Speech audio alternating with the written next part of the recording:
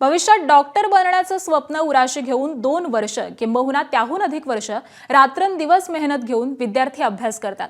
मात्र या अशा महत्त्वपूर्ण परीक्षेचा पेपर फुटल्यानं ही परीक्षाच त्यानंतर रद्द करण्यात आली.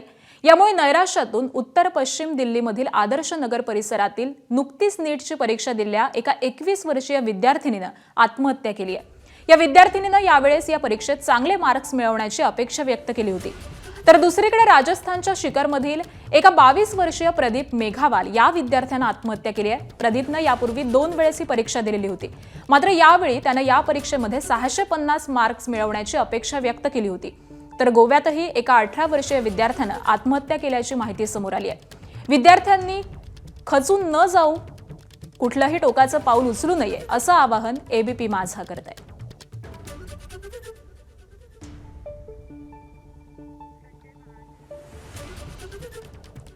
आणि याच सगळ्या नीट प्रकरणामध्ये आपण अधिकचे अपडेट्स जाणून घेऊयात. आमचे प्रतिनिधी संजय महाजन सध्या आपल्यासोबत आहेत.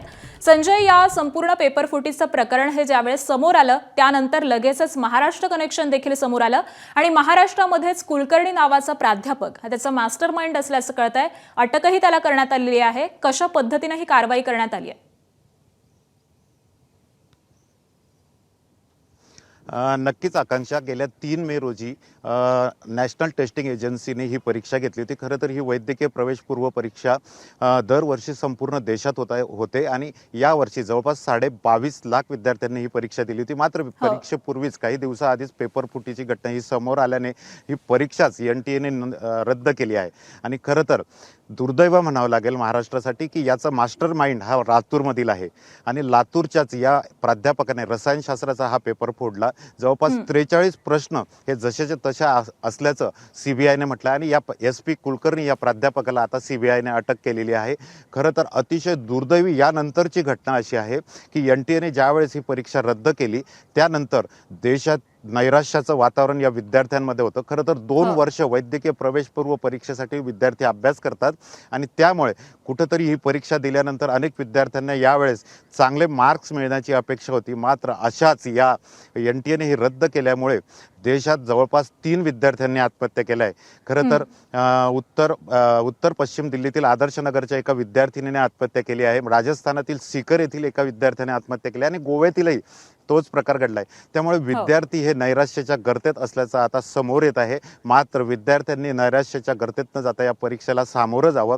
खरं तर ही जीवनाची परीक्षा नाही तर ही एका अभ्यासक्रमाच्या प्रवेश परीक्षा असते. त्यामुळे विद्यार्थ्यांनी नैराश्याच्या गर्तेत जाऊ नये. माझ्यासोबत सध्या काही पालक आहेत की ज्यांची मुलं नीटला होती. आपण त्यांच्याशी थोडं बोलूया. तुम्ही पालक आहात. विद्यार्थ्यांची ही परीक्षा रद्द झाली आहे. काय वाटतं तुम्हाला, कोण जबाबदार असेल या आत्महत्यांना? सर, गेल्या 3 मे रोजी जी काही वैद्यकीय प्रवेश परीक्षा NTAने कंडक्ट केली होती ती परीक्षा कॅन्सल झाली. त्यामुळे बरेचसे विद्यार्थी जे आहे संपूर्ण भारतातले हे विद्यार्थी नैराश्यामध्ये गेले. काही विद्यार्थ्यांनी आत्महत्या केली. तर माझं विद्यार्थ्यांना आव्हान आहे की त्यांनी म्हणजे आत्महत्या न करता पुढील जी परीक्षा आहे त्या परीक्षेला फेस करावं. ही परीक्षा रद्द झाल्यामुळे विद्यार्थी नैराश्यात गेलेले आहेत. कोण जबाबदार आहे याला, सगळ्या ह्या आत्महत्याला? तर कसं आहे, हे परीक्षेचं काही परीक्षा एकच आहे का? अनेक परीक्षा मुलांना द्यायच्या आहेत. त्यामुळे काय असं मुलांना हे करणं चुकीचं आहे आणि शासनाने याचा विचार करावा ह्या गोष्टीचा. प्रत्येक जिल्ह्यात एक सेंटर द्यावं असं आमची अपेक्षा आहे. तुम्ही पण पालक आहात. काय वाटतं, ह्या 3 विद्यार्थ्यांनी आत्महत्या केल्या नीटची परीक्षा रद्द झाल्यामुळे?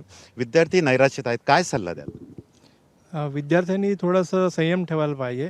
त्यांनी पालकांचं सोबत हात धरून इतके वर्ष जी आपण मेहनत केली आहे त्याच्यासाठी थोडं अजून आता हे जे धोरण आहे याच्यात चूक तर सरकारची आहेच, कारण ह्याचं व्यवस्थित ॲक्च्युली प्लॅनिंग व्हायला पाहिजे. आणि प्लॅनिंगमध्ये जर चुका होत असतील वारंवार आणि इतक्या वर्षाची मेहनत मुलं करतात आणि त्याच्यातूनच हे नैराश्य येतं मुलांना.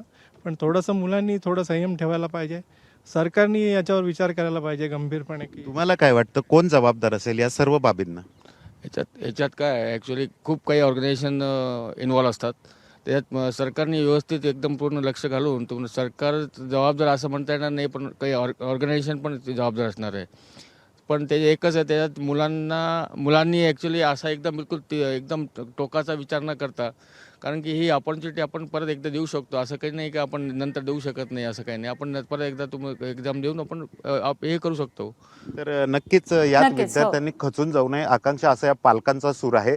खरं तर आज दिवसभर CBIची जी चौकशी आहे, CBIचं एक पथक लातूरमध्ये आहे. मी स्वतःही आता सध्या लातूरमध्ये आहे. दिवसभर लातूरमध्ये आज CBI चौकशी करणार आहे. अनेक अगदी जे त्यामुळे बडे या क्लासेस सगळ्या आहेत, चौकशी यांची संदर्भातले सुद्धा अपडेट हे चौकशी होणार आहे. तुमच्याकडून आणि वेळोवेळी जाणून घेऊ. तुर्तास धन्यवाद या माहितीसाठी. आणि जसं या पालकांनी आवाहन केलेलं आहे तसंच ABP माझा देखील आवाहन करत आहे की कोणत्याही विद्यार्थ्यांना घाबरून जाऊ नये आणि इतकं टोकाचं पाऊल उचलू नये. ABP माझा, उघडा डोळे बघा नीट.